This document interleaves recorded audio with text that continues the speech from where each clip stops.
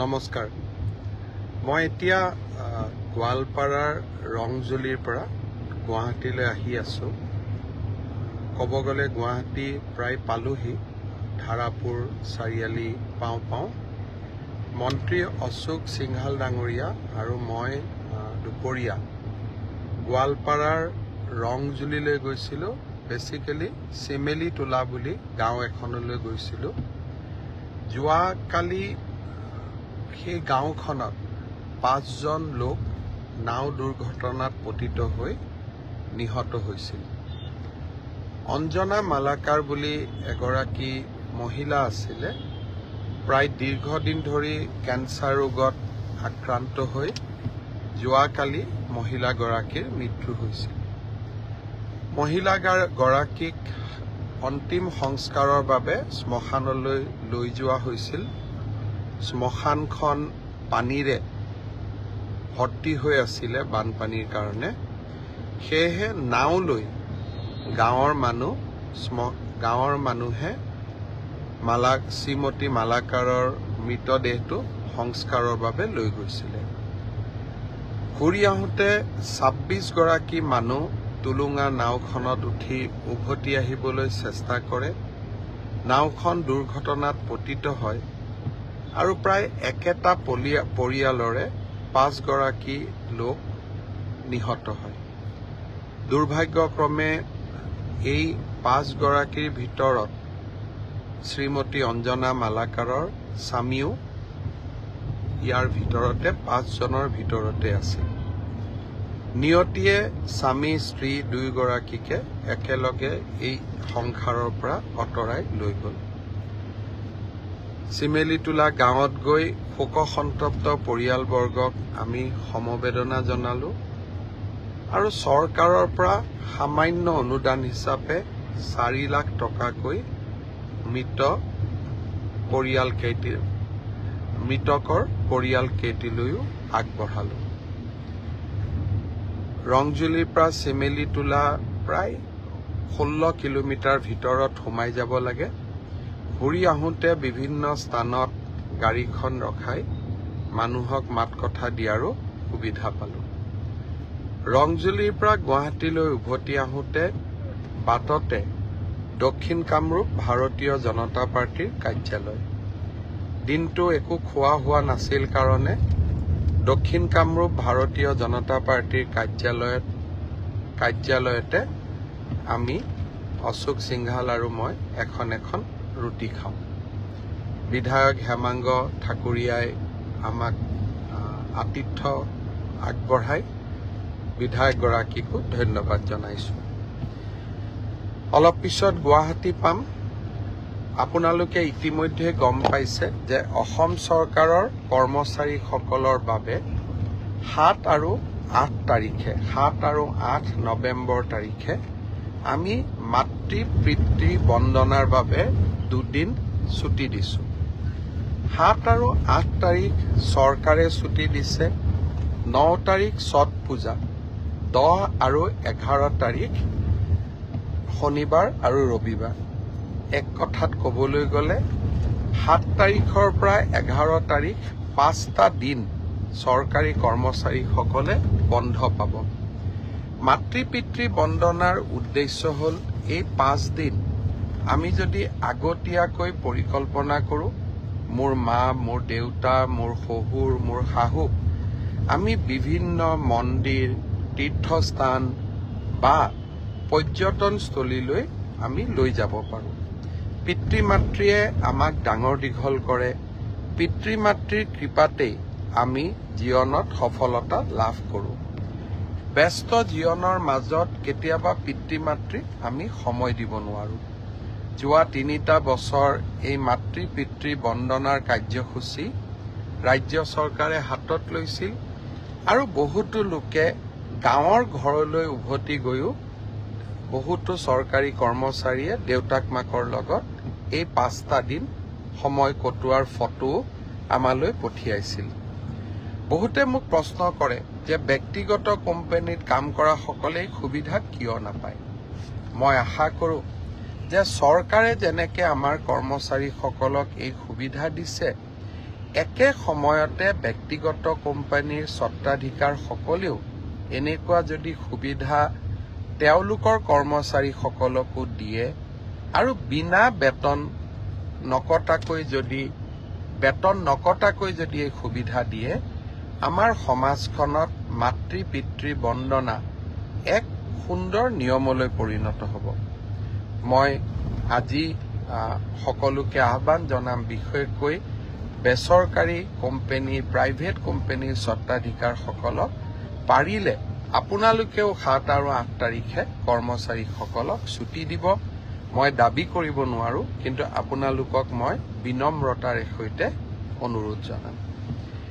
যোৱাকালি মই কেইটামান টেলিভিছনত এটা ডিবেট দেখিছিলোঁ যে তৃতীয় আৰু চতুৰ্থ শ্ৰেণীৰ চাকৰিত APSCৰ ধৰণে পৰীক্ষা কিয় হ'ব লাগে। দৰাচলতে আসল কথাটো হ'ল যে আমি APSCৰ ষ্টেণ্ডাৰ্ডৰ প্ৰশ্ন কাটিব খোজা নাই। APSCৰ ধৰণৰ পৰীক্ষা তাৰমানে প্ৰথম প্ৰিলিমছ হ'ব, তাৰ পিছত মেইনছ হ'ব আৰু তাৰ পিছত আমাৰ ভাইবা হ'ব। কিন্তু পৰীক্ষাৰ প্ৰশ্নৰ ষ্টেণ্ডাৰ্ড চতুৰ্থ শ্ৰেণীৰ কাৰণে APSCৰ দৰে নহয়। পৰীক্ষাৰ প্ৰশ্নৰ ষ্টেণ্ডাৰ্ড মেট্ৰিকৰ দৰে হ'ব, হায়াৰ ছেকেণ্ডেৰীৰ দৰে হ'ব।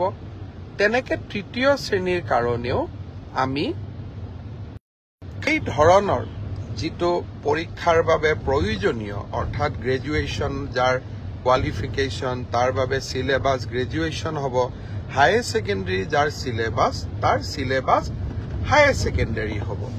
কিন্তু আমি এটা প্ৰস্তাৱ দিছিলোঁ যে এইবাৰ ADREৰ পৰীক্ষা প্ৰিলিমছ হওক, মেইনছ হওক আৰু ইণ্টাৰভিউ হওক। কিয় কৈছিলোঁ আপোনালোকে জানি আচৰিত হ'ব যে 7,000 পোষ্টৰ ভিতৰত এটা পোষ্ট আছে যাৰ কোৱালিফিকেশ্যন হায়াৰ ছেকেণ্ডাৰী আৰু সেই শিতানত 3,700 পোষ্ট আছে।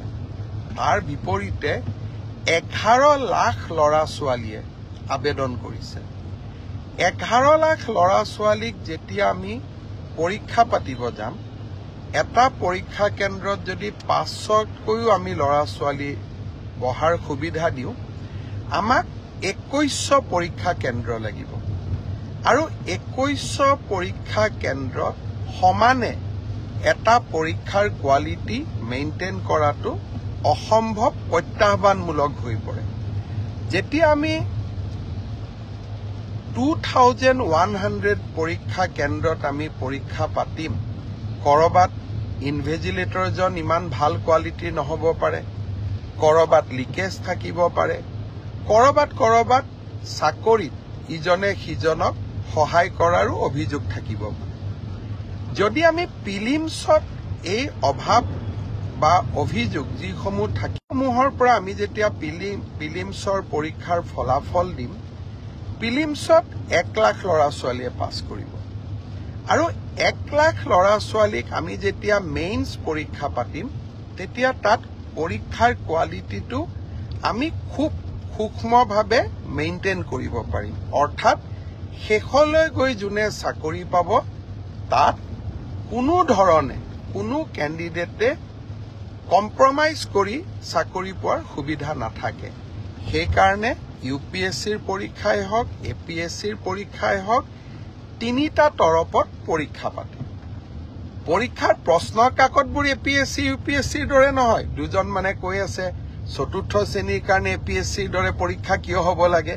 চতুৰ্থ শ্ৰেণীৰ ইণ্টাৰভিউত APR জনে ক্লাছ 10ৰ ষ্টেণ্ডাৰ্ডে পৰীক্ষাৰ প্ৰশ্নৰ উত্তৰ দিব, কিন্তু প্ৰিলিমছ আৰু মেইনছৰ মাজেদি যেতিয়া সৰকি আহিব, তেতিয়া চাকৰি যোগ্যজনে পাব। মোৰ এটাই লক্ষ্য আছিলে যে চাকৰি যাতে যোগ্যজনক বাদ দি আন কোনোৱেও নাপায়, কাৰণ চৰকাৰী চাকৰি যোগ্যতাৰ আধাৰত হলে আমাৰ ছাত্ৰ ছাত্ৰীসকলৰ শিক্ষা ব্যৱস্থাৰ ওপৰত আস্থা উভতি আহে। যোৱাবাৰ আমাৰ এটা পৰীক্ষাত কেণ্ডিডেট আছিল 6 লাখ, এইবাৰ এটা পৰীক্ষাত হ'ব আমাৰ কেণ্ডিডেট 11 লাখ। প্ৰিলিমছ মেইনছৰ মাজেদি আমি আহিলে আমাৰ বহুখিনি চেক এণ্ড বেলেঞ্চ আমি কৰিব পাৰিলোহেঁতেন। কিন্তু যি নহওক, মই বিশ্বাস কৰোঁ যে চৰকাৰৰ সিদ্ধান্ত যিমান হওক আমি বিতৰ্কৰ ঊৰ্ধত ৰাখিব লাগে। দুই এজন ৰাজনৈতিক দলেই হওক বা আমাক বেয়া পোৱা দুই এজন ব্যক্তিয়ে হওক, চৰকাৰৰ প্ৰতিটো কথাতে তেওঁলোকে বিতৰ্ক হোৱাটো বিচাৰে। আৰু বিতৰ্কৰ পৰা তেওঁলোকৰ যে কিবা লাভ হয় এনেকুৱা নহয়, যেন বিতৰ্ক কৰি চৰকাৰখনৰ ভাল প্ৰচেষ্টাসমূহকো তেওঁলোকে যাতে কৰবাত নিগেটিভিটিলৈকে ৰূপান্তৰ কৰিব পাৰে। সেইবাবে ময়ো সাৱধানে থাকিব খুজিছোঁ। এইবাৰ আমি প্ৰিলিমিনাৰী পৰীক্ষা নাপাতোঁ, মেইনছ আৰু ভাইভা ভচিৰ মাজেদিয়ে আমি পৰীক্ষাৰ ৰিজাল্ট দিম। অৱশ্যে 11 লাখ ছাত্ৰ ছাত্ৰীয়ে যেতিয়া 2100 পৰীক্ষা কেন্দ্ৰত পৰীক্ষা দিব, ই এটা ভীষণ প্ৰত্যাহ্বানমূলক হ'ব। কেনেকৈ পৰীক্ষা পাতিব পাৰিম, 2100 স্কুল কলেজ, ই এটা ডাঙৰ প্ৰত্যাহ্বান হ'ব। চৰকাৰী বিষয়াসকলে এই বিষয়ে আলাপ আলোচনা আৰম্ভ কৰিছে। ৰাইজৰো সহযোগিতা লাগিব। কি ধৰণে পৰীক্ষাটো বিতৰ্কৰ ওপৰত ৰাখিবৰ কাৰণে ৰাইজৰো আমি সহায় ল'ব পাৰোঁ, তাৰ বিষয়ে আমি চিন্তা চৰ্চা কৰিছোঁ। সময়ত আমি আপোনালোকক ক'ম। 3 অক্টোবৰৰ পৰা পুলিচৰ ইণ্টাৰভিউ আৰম্ভ হ'ব। তাত এনেকুৱা কোনো অসুবিধা নাই, যোৱাবাৰ যেনেকৈ নিযুক্তি হৈছিল এইবাৰো হ'ব। আৰু শিক্ষকৰ নিযুক্তিৰ ক্ষেত্ৰতো আমি ইতিমধ্যে ব্যৱস্থা আৰম্ভ কৰিছোঁ আৰু ইয়াতো বহুত বেছি বিতৰ্কৰ অৱকাশ নাই। আৰু এইবিলাকত নিশ্চিত কোৱালিফিকেশ্যন লাগে কাৰণে কেণ্ডিডেটৰ সংখ্যাও কম। কিন্তু তৃতীয় আৰু চতুৰ্থ শ্ৰেণীত এইবাৰ অসম্ভৱ প্ৰাৰ্থীয়ে আবেদন কৰিছে।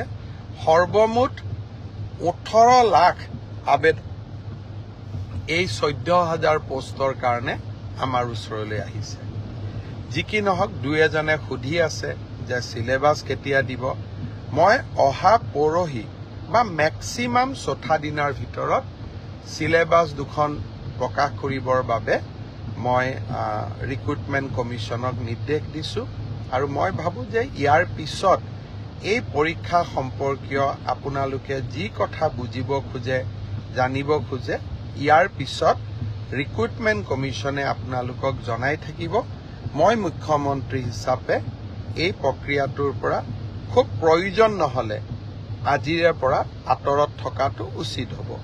অৱশ্যে ক'ৰবাত ভুল ভ্ৰান্তি থাকিলে, ক'ৰবাত কিবা বুজাত অসুবিধা হ'লে, ক'ৰবাত স্পষ্টীকৰণৰ প্ৰয়োজন হ'লে নিশ্চয় মই আপোনালোকক এই ধৰণে ফেচবুক লাইভে হওক বা সাংবাদিক মেলত আহি আপোনালোকক মই বুজাবৰ বাবে বা আপোনালোকক চৰকাৰৰ স্থিতি স্পষ্ট কৰিবৰ বাবে মই চেষ্টা কৰিম।